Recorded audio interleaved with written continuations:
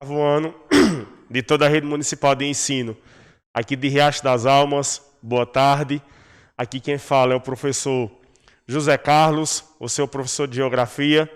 Estamos aí mais uma tarde iniciando a nossa aula de Geografia. E antes de começarmos a nossa aula, eu gostaria de deixar meu abraço para todos os alunos e também para todos os profissionais lá das escolas Patrícia Cardoso, na Vila de Cordantas, Santos Cardoso, na Vila de Pinhões, José Joaquim de Lima, na Vila de Trapiá, a escola Luiz Francisco, lá na Vila do Vitorino, e também para o pessoal aqui, os alunos e os profissionais da escola Mário da Mota, na sede do município. E você aí, eu já peço para você colocar seu nome completo aí nos comentários, dar um like no vídeo, que é clicar nesse botão de joinha, né, para mostrar que você está fazendo essa interação e participando dessas aulas de geografia que são transmitidas pela plataforma da SEMEC Connect. Tá ok?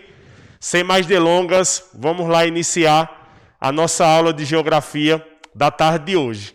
E o tema de nossa aula, né, o tema da aula de hoje nós vamos aí finalizar os estudos sobre a América Latina.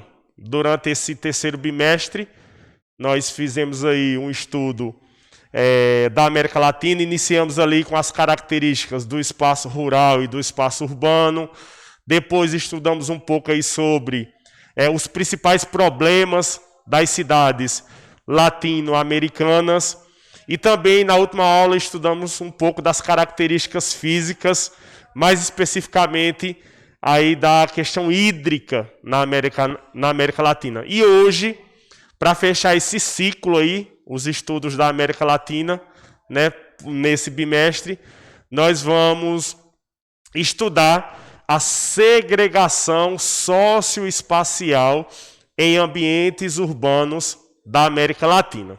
Tá ok? Esse é o tema da nossa aula de hoje. E essa imagem que vocês estão vendo aí na tela, ela já é bem chamativa e diz muito sobre o conteúdo que estamos abordando no dia de hoje. Né? Você vê aí em uma só imagem, dois mundos completamente diferentes, né, separados aí por um muro. Isso aí é na cidade de São Paulo. De um lado, um condomínio de luxo, né, lá no bairro do Morumbi. Do outro, uma comunidade carente, que é a comunidade lá de Paraisópolis, lá em São Paulo. Então a gente já percebe que nessa imagem existe uma segregação socioespacial em um dos ambientes urbanos da América Latina, e esse é o tema que vamos tratar na aula de hoje. Tá ok, turma? Vamos lá? Então, inicialmente, eu quero que vocês entendam e tenham a compreensão que quando a gente fala de segregação, nós estamos falando de separação, tá ok?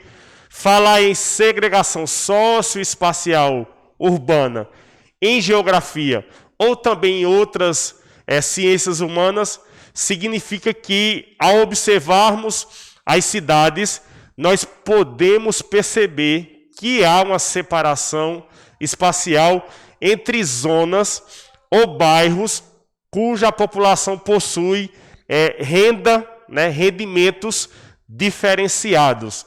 Então a gente percebe que dentro do espaço urbano existe uma separação desse espaço, uma segregação. Isso acontece, né, geralmente baseado na renda, que são pessoas que têm uma renda maior, que vão ocupar os melhores espaços urbanos, pessoas ali que possuem uma renda intermediária, pessoas que possuem uma menor renda e pessoas de baixa renda. Então, de acordo com o rendimento das pessoas que residem nos espaços urbanos da América Latina, nós vamos ter aí essa separação dos espaços urbanos. E eu quero que vocês compreendam também que dentro do sistema econômico capitalista, né, que que é o sistema econômico que predomina na maior parte dos países do mundo, né, com poucas exceções, né, a maior parte dos países do mundo predomina o sistema capitalista. E dentro desse sistema capitalista, o espaço urbano, ele é mercadoria de compra e venda como qualquer outra. E como assim, professor? O espaço urbano é mercadoria de compra e venda. Quando eu falo espaço urbano, eu estou falando de uma série de coisas. Eu posso estar falando de um terreno que você compra para construir uma casa, de um prédio, de um apartamento, de uma casa, de um condomínio de luxo, de um prédio comercial. Esses são os espaços urbanos que são comercializados dentro das cidades da América Latina e também das cidades do mundo. Nós sabemos que nessa sociedade capitalista, quem tem dinheiro compra o espaço urbano. Quem não tem, infelizmente, né, é obrigado a morar em espaços mais distantes dos grandes centros. Tivemos um probleminha aqui no slide, só voltou. Então, como eu estava dizendo, quem possui a maior renda compra o melhor pedaço do espaço urbano. E quem possui menor renda adquire um pedaço não tão bom como o primeiro. E ainda existem aquelas pessoas ou família onde a renda é muito baixa, né? E elas não conseguem comprar uma parte desse espaço urbano, né? Ou até mesmo alugar um determinado imóvel e são obrigadas a se instalarem nas áreas periféricas do espaço urbano. Quando eu falo área periférica, nós estamos falando aí de áreas distantes do centro, certo? Então, a gente precisa entender que quem possui uma renda maior compra os espaços mais próximos ali do centro, ou pode ser mais próximos da praia, e geralmente esses espaços ocupados por pessoas de maior renda possuem uma infraestrutura adequada. Iluminação pública, pavimentação das ruas, sistema de água tratada e rede de esgoto, certo? Enquanto nas áreas mais afastadas do centro, nas áreas periféricas, geralmente esses serviços públicos, esses serviços essenciais, eles são de péssima qualidade. Você tem uma iluminação pública deficiente, nós temos aí, às vezes, né, o esgoto a céu aberto, não temos, muitas vezes, as ruas não são pavimentadas. Então, as pessoas que não têm uma renda, né, elevada ou que têm uma baixíssima renda, elas são obrigadas a ocupar essas áreas periféricas, né, porque as áreas mais centrais que possuem esses serviços públicos adequados, elas são mais caras. Então percebam que já existe aí uma separação dentro desse espaço urbano, certo? Esse espaço urbano é separado e organizado de acordo com a renda das pessoas. E a América Latina, professor? Vejam só, a gente precisa ter a compreensão que as grandes cidades da América Latina, elas não tiveram capacidade de absorver a grande quantidade de imigrantes que em pouco tempo vieram da zona rural e de cidades pequenas e médias. Então, compreendam o seguinte, ali por volta do século XX, a América Latina ela passa por um intenso processo de urbanização. Vários países conseguem promover, né, a sua industrialização. Então, a indústria ela vai ofertar, fazer com que ocorra uma maior oferta de empregos nas cidades. Por outro lado, você tem, né, a mecanização do campo, que é a substituição do trabalho braçal, do trabalho dos seres humanos, pelo trabalho de máquinas. Então, você provoca um desemprego no campo, além de outros fatores. Então, você tem uma maior oferta de emprego na cidade e um maior desemprego no campo. O que vai acontecer? Uma grande quantidade de pessoas, um grande contingente vai sair lá do espaço rural e migrar para as cidades latino-americanas. O processo que conhecemos como êxodo rural. Só que as cidades não estavam preparadas e nem foram planejadas para receber essa grande quantidade de pessoas. Diante desse cenário, ocasionaram vários problemas urbanos, entre esses a segregação do espaço urbano, essa separação aí onde quem tem mais dinheiro ocupa os melhores espaços com infraestrutura adequada, quem não tem renda alguma ocupa a pior parte de um determinado espaço urbano aqui na América Latina. Então, isso são fatores que vão contribuir para essa segregação socioespacial urbana. E eu quero que vocês prestem atenção nessa imagem aí do lado, que vocês podem observar que é uma ocupação em uma área totalmente, que a gente pode considerar uma área de risco, uma encosta que quando chove, a qualquer momento, pode ocorrer um deslizamento de terras, e provocar várias mortes, e muitas vezes essa é a única opção que essas pessoas têm, por falta de renda, por falta de rendimento, essas pessoas são obrigadas a ocupar áreas que são consideradas de risco, por causa dessa separação aí do espaço urbano nas grandes cidades da América Latina e também nas grandes cidades de todo o planeta Terra. Para a gente ter uma ideia, a gente pode afirmar que a cidade ela é a expressão visível da desigualdade social entre seus moradores. Então, quando a gente observa a paisagem de uma determinada cidade, nós conseguimos identificar as desigualdades sociais que existem naquelas cidades. E a gente vê que os espaços urbanos aqui da América Latina, como em outras regiões do mundo, eles são produzidos e organizados segundo a renda de seus habitantes. E é aquilo que eu venho falando desde o início da aula. Quem tem dinheiro, quem tem uma renda maior, ocupa os melhores espaços. Quem tem uma renda menor ou não tem renda alguma, ocupa a pior parte do espaço urbano.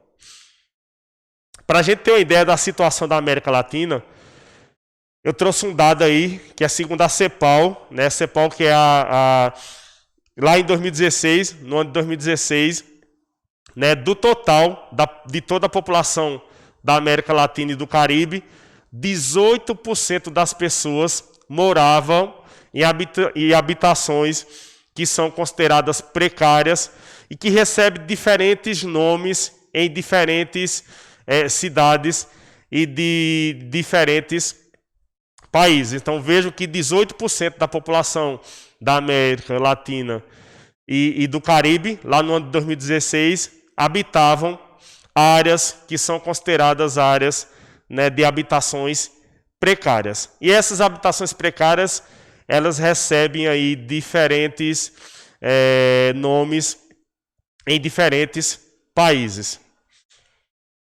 E eu trago alguns exemplos aqui em algumas imagens para vocês. Lá no Rio de Janeiro, essas áreas aí de habitações precárias são bastante conhecidas como favelas, na cidade de São Paulo também. Na imagem aí a gente percebe aí o complexo do Alemão. Em Salvador ou em Manaus, em Recife, também a gente tem as chamadas palafitas, que são casas construídas em estruturas de madeiras, geralmente em áreas alagadas, áreas úmidas. E essas casas são construídas nessas estruturas, porque à medida que que o nível da água sobe, não consegue alagar essa residência. Por isso que elas são construídas aí em estruturas de madeira. Está passando? Passou. Lá no Chile, nós temos aí as calampas, uma estrutura parecida com as favelas aqui no Rio de Janeiro.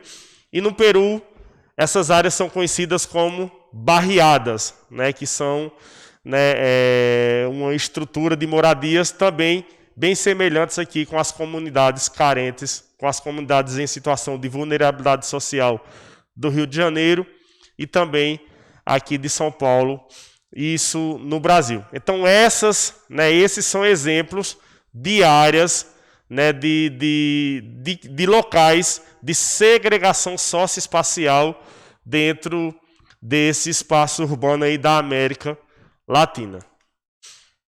E para finalizarmos a nossa aula, né, a gente precisa compreender que, como forma de sobrevivência social, essas moradias precárias são a única alternativa que resta para muitas pessoas e famílias. Por outro lado, elas evidenciam a ausência de políticas públicas para vencer as desigualdades sociais e a segregação socioespacial em ambientes urbanos da América Latina e também do mundo.